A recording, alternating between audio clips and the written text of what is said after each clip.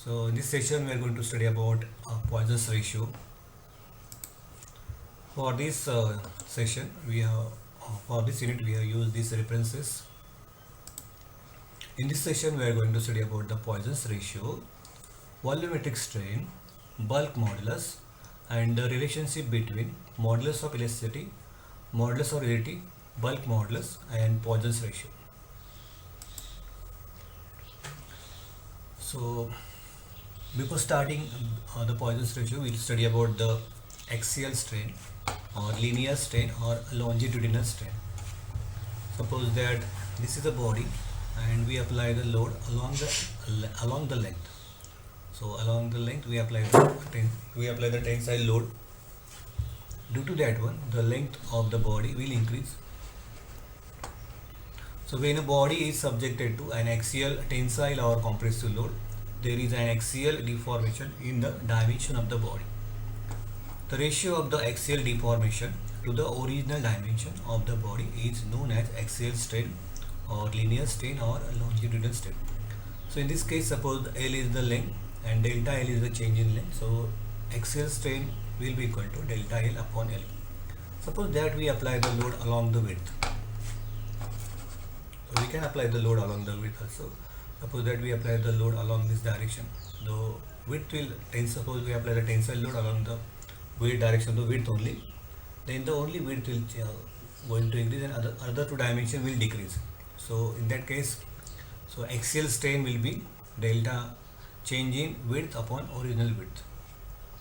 So axial strain is also defined as the deformation of the body per unit dimension in the direction of the applied load. As shown in the figure, the load is applied in the direction of the length, so the length will change. So axial strain will be equal to axial deformation upon original dimension. Next thing is that lateral strain. So the strain at the right angles to the applied load is known as lateral strain. So as shown in the diagram, we apply the load along the length.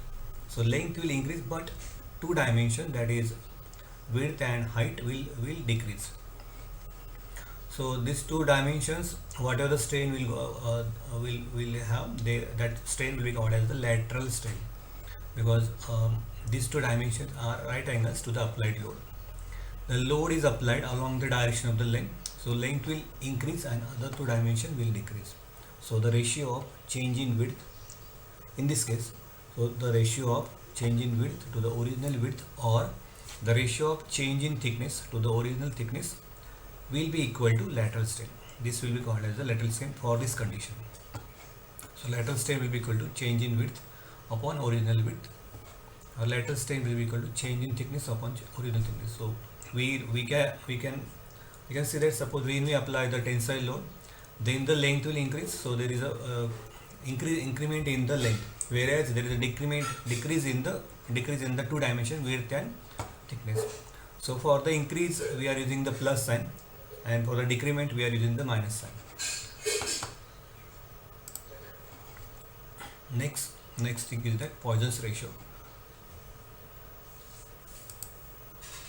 So in all engineering methods, the elongation produced by an axial tensile force P in the direction of the force is accompanied by a contraction in any transfer direction.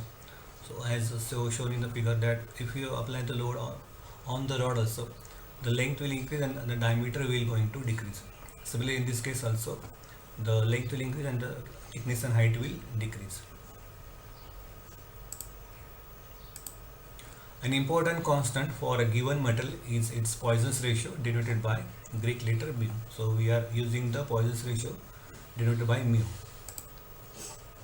So the formula for this one, Poisson's ratio, will be equal to lateral strain upon axial strain. So minus sign will indicate that when you apply the tensile load, the other dimension will decrease. So for that case we are using the minus sign. So this is the uniaxial loading. We apply the load in only single direction. So it is defined as the ratio of lateral strain to the axial strain. The minus, as we have seen, the Poisson's ratio mu is a dimensional quantity that ranges between 0.25 and 0.33 for all the metals. The lateral strain is uniform throughout the cross section and is the same in any direction in the plane of the cross section. Therefore, we have for uniaxial loading, E strain in the y direction will be equal to strain in the z direction will be equal to minus mu strain in the x direction. Using that, sigma x will be equal to E into strain in the x direction will give us the generalized Hooke's law for uniaxial loading, and Ey will be equal to Ez will be equal to minus mu sigma x upon E.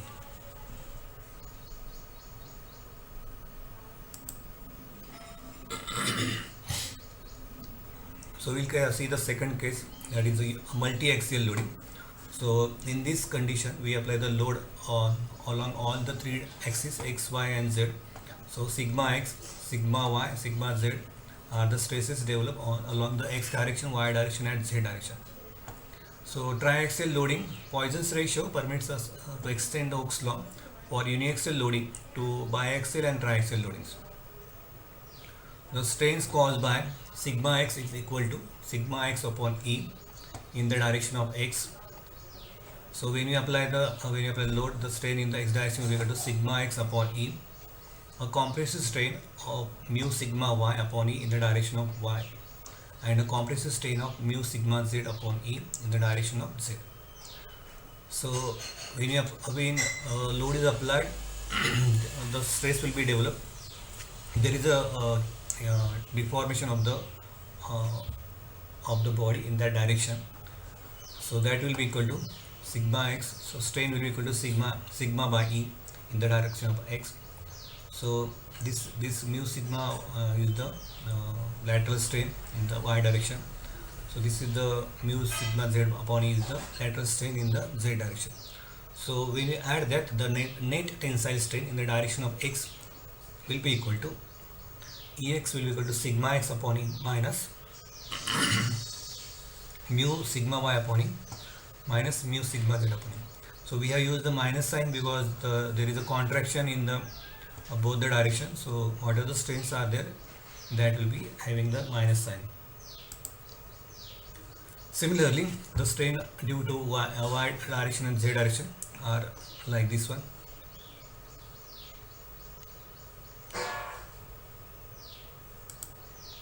Next term is that volumetric strain. When a member is subjected to stresses, it undergoes deformation in all directions. Hence, there will be a change in the volume. The ratio of change in volume to the original volume is called as volumetric strain.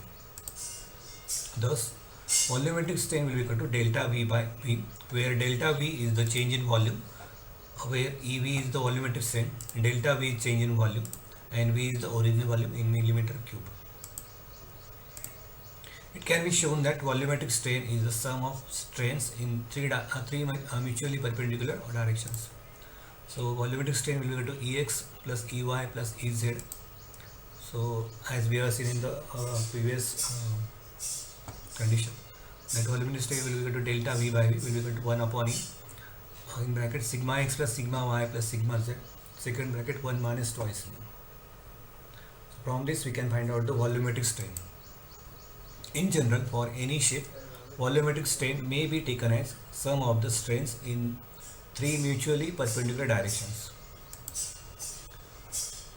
Next term is the bulk modulus.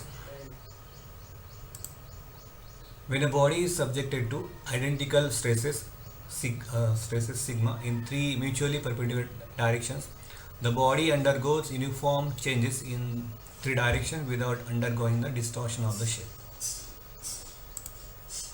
The ratio of the change in volume to the original volume has been defined as volumetric strain.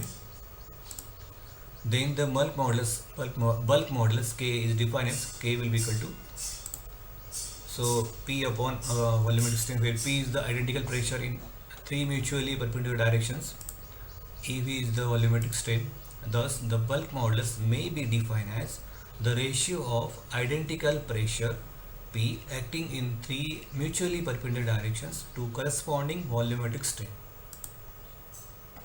Then the relationship between the modulus of elasticity and modulus of rigidity and the Poisson's ratio and bulk modulus. So we have these two equations. Capital E will be equal to 2g 1 plus mu, and capital E will be equal to 3k 1 minus mu. So these are the two relationships we need to find out the values. So we'll see the one numerical based on this.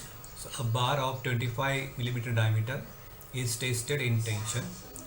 It is observed that when a load of 60 kN is applied, the extension measured over a gauge length of 200 millimeter is 0.12 millimeter, and a contraction in diameter is 0.0045 millimeter. Find the Poisson's ratio and elastic constant EGK. So load is given to us. We can find out the area from the diameter. Gauge length is given 200 millimeter. Change in length is given. Change in diameter is given. So we can find out the linear strain or axial strain will be equal to delta L upon L. We can find out the lateral strain, that is delta D by D. From that we can find out the Poisson's ratio. It is coming as 0.3. So we know that delta L will be equal to PL upon AE. So that from that delta L we can find out the Young's modulus.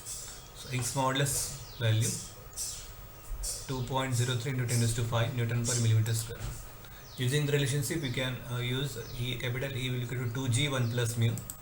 From that we can find out the value of g, and from the second relationship E equal to 3k 1 minus twice mu, we can find out the value of k.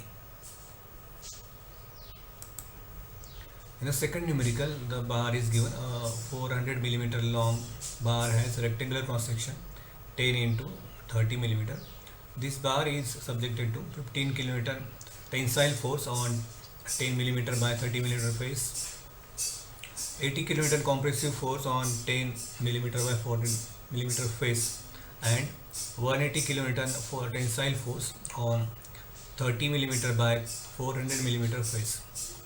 Find the change in volume if capital E is 2 into 10 to 5 Newton per millimeter square and Poisson's ratio is 0.3.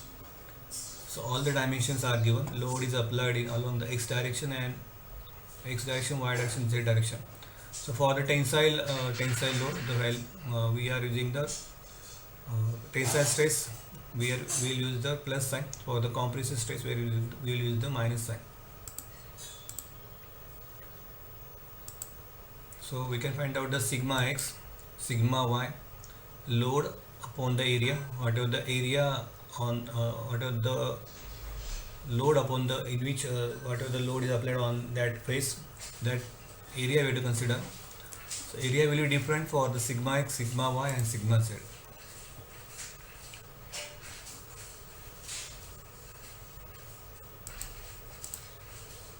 Then from that equations Ex, Ey, and Ez, we can find out the volumetric strain. Volumetric strain will be equal to delta V by V. So change in volume can be found out 10.8 millimeter cube.